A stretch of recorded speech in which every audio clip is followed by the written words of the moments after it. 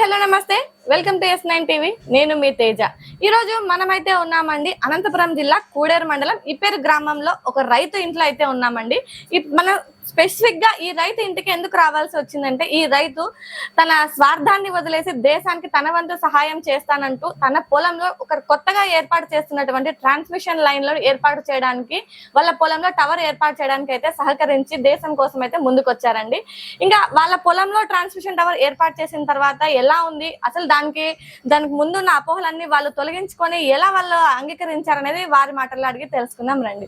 నమస్తే sir. Sir మీ పేరు? Sir నా పేరు కృష్ణస్వామి.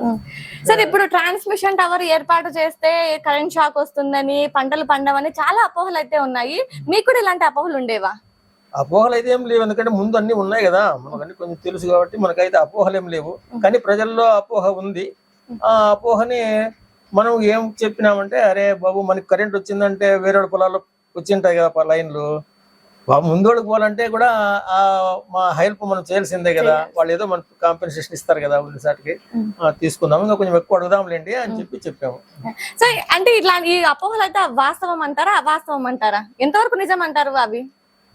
అది అది చెప్పలే. అపోహలు అయితే ఏం లేదమ్మా, నిజంగా అయితే అపోహ ఏం లేదు.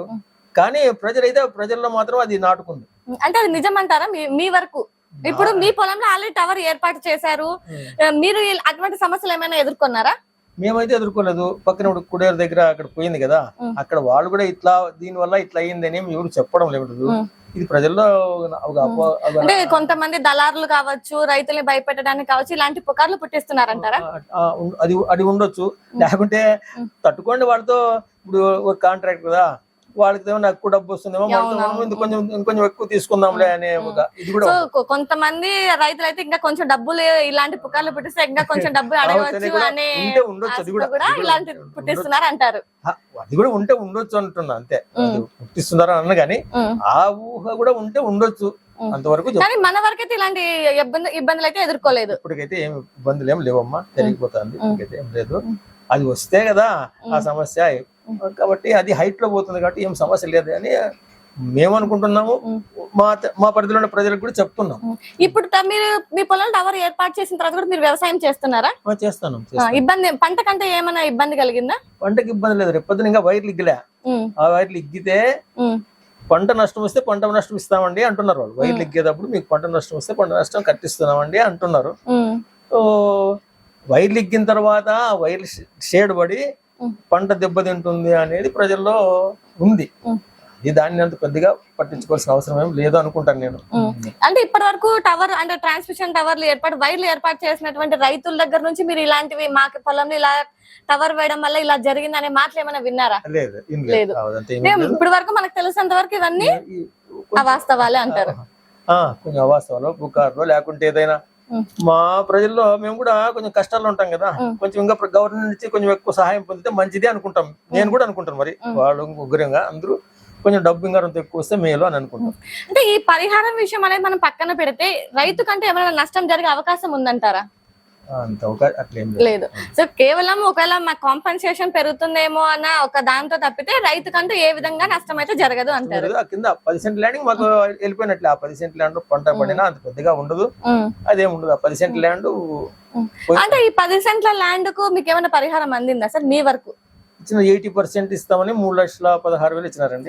80% ప్రకారం మిగతా మళ్ళీ వైర్లు ఎక్కినప్పుడు ఇస్తామన్నారు. ఆ పరిహారాన్ని మీరు ఎందుకు ఉపయోగించుకున్నారో మేము తెలుసుకోవచ్చా? లక్షణంగా అక్కడ ఇంకొక బోర్ వేసాము, అని మళ్ళీ మోటార్ వేసాము, అటు నుంచి కూడా పైప్ లైన్ చేపిస్తున్నాము.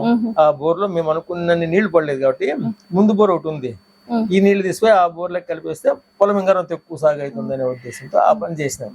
సో ఈ పొలంలో ఇంకా పంట పెట్టకపోయినా వచ్చిన పరిహారంతో ఇంకొక పొలాన్ని ఇంకా బాగా అభివృద్ధి చేసుకోవడానికి ఉపయోగించుకుంటున్నాను అంటారు. అదే అక్కడే దగ్గరలో పక్కనే ఉంది, అందుకు దాన్ని అభివృద్ధి చేసే ఉపయోగించుకున్నాం. సో ఎలా అనిపిస్తుంది ఇప్పుడు ఒక రైతుగా దేశానికి ఒక పక్క అన్నం పెడుతూ మళ్ళీ పైగా వాణిజ్య పంటలు పండిస్తూ, ఇప్పుడు చీని అంటే వాణిజ్య పంటలు పండిస్తూ దేశ అభివృద్ధికి ఉపయోగపడుతూ కూడా ఒక పక్క, ఇంకొక పక్క విద్యుత్ ఉత్పాదనకు కూడా మీ వంతు సహాయం చేస్తున్నారు. అంటే దేశానికి మీరు రెండు విధాలుగా ఉపయోగపడుతున్నారు. మీకు ఎలా అనిపిస్తుంది సార్? మీకు ఇది నార్మల్ గానే ఉందమ్మా, పెద్దగా అంటే ఏదో దేశానికి మన వంతు ఉపకారం అని అంతవరకే మనమేం దాని నుంచి మనమేం గొప్పగా చెప్పుకోవాల్సిన అవసరం కూడా లేదు. మేమేదో గొప్ప చేసినామని చెప్పుకోవాల్సిన అవసరం కూడా లేదు. అంతవరకు కానీ ఇది చాలా విలువైందే కదా సార్. ఇప్పుడు చాలా మంది ఇట్లా మా పొలం పోతే ఎట్లా అని చాలా స్వార్థంతో ఆలోచిస్తున్నారు. అలాంటి స్వార్థాన్ని వీడి మీ పొలాన్ని ఇవ్వడం అనేది అంటే చాలా గొప్ప విషయమే అని చెప్పొచ్చు. ఓకే, దానికే నేను ఒప్పుకుంటాను. దాన్ని అయితే నేనైతే గొప్పగా చెప్పుకోవడం అయితే ఉండదు, కానీ ఒక విధంగా అయితే ఒప్పుకుంటాను, మరి కాదనేకేం లేదు.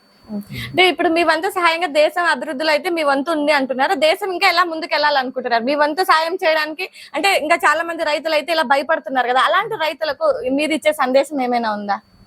ఏముందండి, జనరల్ గా ఒక్కటే ఆలోచన చేయాలా, ప్రతి రైతు పొలంలోనూ ప్రతి దాంట్లోనూ కరెంట్ పోల్స్ పోతా ఉన్నాయి.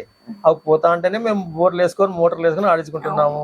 ఈ కరెంట్ కూడా ముందుకు పోతేనే కదా అక్కడ ఇంకా కొంతమంది రైతులు బాగుపడేది. అది మనం దృష్టిలో పెట్టుకోవాలా. వాటి వరకు నేను చెప్పగలను. చూస్తున్నారు కదండి, ఈ రోజు మన పొలానికి కరెంట్ వచ్చిందంటే అక్కడ ఇంకొక రైతు, మనకు ముందున్న రైతు, ఆయన సహాయం వల్ల ఈ రోజు మనం అయితే ఇక్కడ కరెంట్ పొందుతున్నాం. ఇలాగే మనం కూడా మన వంతు సహాయం చేస్తే మన తర్వాత రైతులు కూడా వాళ్ళ పొలాలు పండించుకోవడంలో కావచ్చు, దేశం అభివృద్ధి చెందడంలో కావచ్చు, మన వంతు సహాయం ఉంటే కూడా ఇలాగే ముందుకు వెళ్తాము, అందరూ కూడా బాగుంటాము అనేసి మన కృష్ణస్వామి గారు అయితే ఆయన మాటలో చెప్తున్నారు. చాలా మంది రైతులు కూడా ఇలాంటి అపోహలు వదిలేసి ప్రతి ఒక్క రైతుకు కానీ దేశ అభివృద్ధికి కానీ తోడ్పడవలసిందిగా కోరుతున్నాం. Thank you.